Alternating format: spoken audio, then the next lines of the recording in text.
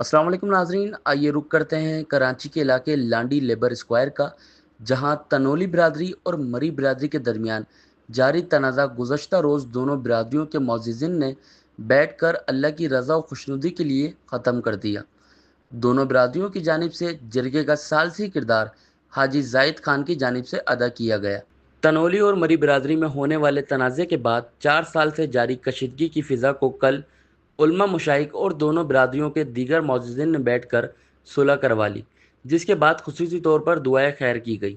مری برادری کی جانب سے قیوم مری، مراد مری، صابر مری، نور احمد مری، میر جان مری، اللہ یار مری، شاہر مری، صدر یوسف مری، مولا بخش مری، واحد مری، کمال خان مری، اسماعیل مری، وشال مری اور ابراہیم مری نے شرکت کی، جبکہ تنولی برادری کی جانب سے مولانا اورنگزیب فاروقی سمیت دیگر علماء مشائخ نے شرکت کی۔ اس موقع پر علامہ قاری سجاد تنولی نے اپنے ساتھیوں کے ہمراہ مری برادری کے لوگوں سے گلے ملے۔ اس موقع پر تنولی برادری نے مری برادری کو خراج تحسین پیش کیا۔ علامہ اورنگزیب فاروقی نے حاضرین سے خطاب کرتے ہوئے کہا کہ ہمارا دین بھی مسلمانوں کو آپس میں بھائی چارہ قائم رکھنے کی تاکید کرتا ہے۔